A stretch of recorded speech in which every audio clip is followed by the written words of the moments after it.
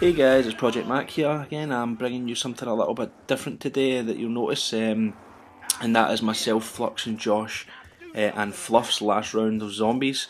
It's pretty hectic as you can see, and we actually go down in this round. The round itself lasted, I think, about 45 minutes, but this is the last couple of minutes. I didn't want to upload a video that long because I think people just really wouldn't want to see it, to be honest.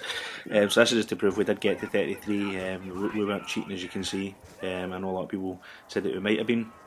And I just thought, because I've been enjoying zombies lately a bit more than I've been enjoying League play because of a few glitches in it, I've been spending quite a lot of time playing it. So I thought I'd upload a video and just give a couple of tips and a run through of what I think about the mode.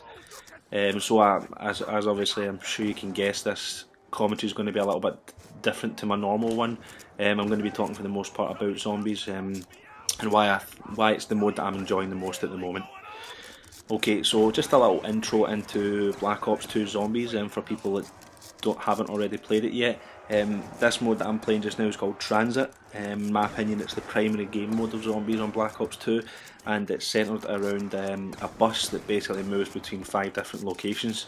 These are the bus depot, which is where you spawn at the start of every Transit game, the diner, the farm, the power plant, and finally town, or people call it the city, or you call it town. Now obviously, to survive into the later stages of any zombie game, you'll be looking to go around the whole map, making sure you complete the little tasks such as turning on the power plant, which brings the power on in the Perca-Colas. And obviously you want to be doing other things like putting the parts onto the bus, like the ladder and the scoop on the front. Obviously there's a bit of debate about whether or not you want to put the hatch on the top to climb out. Personally I don't, because we put the hatch in the diner so that you can get galvanicles, because we use galvanicles for trading money in the bank, and obviously when you're running between the different sections you get the aliens that jump on you, and galvanicles kill them in 1 or 2 hits depending on how quick you are turning around. Okay, so when we play, we normally try and make sure that everyone has the following perks: Juggernaut, which you get in town; Sleight of Hand, which you get in the diner; Double Tap, which you get in the farm; and Stamina, which you also get in town as well. Some people might argue that Quick Revive is more important, but if you do the trick to get permanent Quick Revive, then obviously you don't need it. The trick, for anyone that doesn't know, is to revive someone 17 times, and then you get the pro perk for it. Some people call it, I'm not sure, but you seem to have a really quick revive anyway. So the setup that we've had the most luck with, and we've only really played it a few times, because obviously when you get to something like kind of level 30 onwards, you can be spending 3 and 4 hours at a time, and it does get a little bit kind of boring after that stage. So we've only played that a few times, but the one that we had the most luck with was this setup, and it was myself holding down the tunnel, which is where the M16 spawns between the diner and the bus depot, so that I've got a continuous supply of M16 pack-a-punched ammo. Flux stays over towards the diner, and he uses the MP5 off the wall, and obviously something else pack-a-punch like an RPD or something, or he quite likes a DSR sniper for some reason. So, and then Josh and Fluff normally stay in the town. The reason that we do it, the setup like this, is just so that if we all have all 4 of us in the town, for example, it can get a bit jammed up, and that's how people end up going down.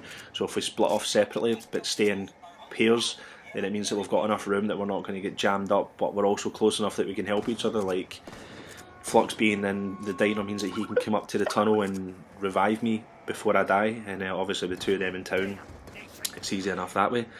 There's a couple of extra things in this Zombies game as opposed to the last one that make it a lot more fun in my opinion. Things like having the bank facility where you can store your extra cash, and that carries on across games and across game modes. And you can also trade cash to other players who might be struggling. You can also build the new wonder weapon, which is the jet gun, I think it's called. And the other thing that seems to have a lot of people stumped at the moment, which is the Tower of Babel. No one seems to have, as far as I can tell from looking at YouTube, no one seems to have completely solved the whole puzzle. Most people have completed the first few steps of either Max's or Riptiffin's challenges, but don't know where to go next.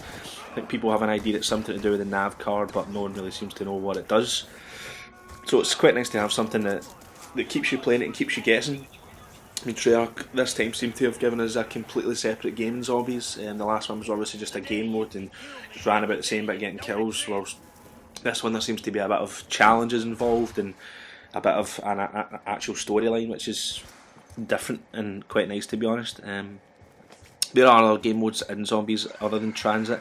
These are survival mode, which you think you can either play at the farm or in town. Most people just play it in town, and that's purely locked to one area, but you have everything you need in that area. Like you have the pack-a-punch in town in the middle, you have the box that keeps spawning in the same place or switches to one other place and also in the town. You have all your perks, obviously the power's on already, so it's just really built to see how long you can just last in the one area.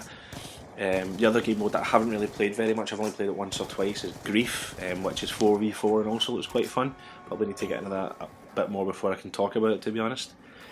So as you can see from the video, my Zombies team record is 33. Me and Josh actually died earlier on in the round. I don't think you get to see us die in the video. We had a couple of mess ups the round before, and I think Josh and Flux went down, and then I had a crawler in the diner and he ended up just dying in the lava, and it just messed everything up. Because obviously me and Josh go down early in this round, it left Fluff and Flux alone, and they actually done quite well to last as long as they did. I'd quite like to know in the comments what other people's top scores were, if you think 33 is a good round or if it's not really, if I'm just exaggerating it. I think it's alright, and from what I can tell for other people it seems to be the highest on my friends list, so I'm quite happy with it.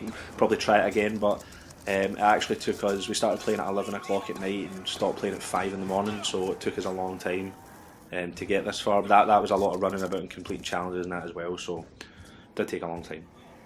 The other thing that I wanted to talk about was I ran a poll on Twitter to ask people what I should do as a giveaway when I finally reached 1,000 subscribers. I know obviously I'm probably not going to reach that after this video, but I guess you never know, you always got to be optimistic. What people seemed to be interested in the most was my Fnatic gaming top. I've got a few of them, so giving one away wouldn't be a problem for me.